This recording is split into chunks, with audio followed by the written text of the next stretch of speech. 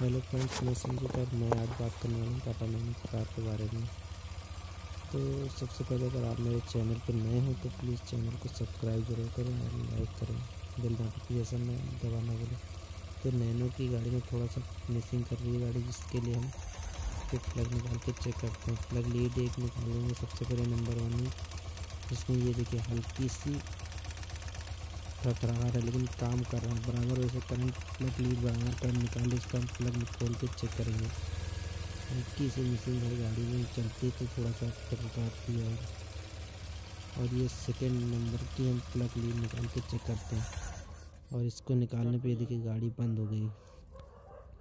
यानी कि number 2 plug lead एवं प्लग बढ़िया काम कर रहा है, नंबर दूसरे नंबर प्रॉपर काम कराने लगे, जबकि 2 नंबर प्लग निकालने पे बंद हो जाती गाड़ी। यानी कि 2 नंबर प्लग बराबर काम कर रहा है। तो इसके लिए हम जो है 1 नंबर प्लग चेक करेंगे, खत्म करके नहीं जैसे बिल्कुल खत्म हो, इसलिए हम प्लग निकाल के चेक करेंगे। तो प्लीज़ चैनल को सब्सक्राइब जरूर करें।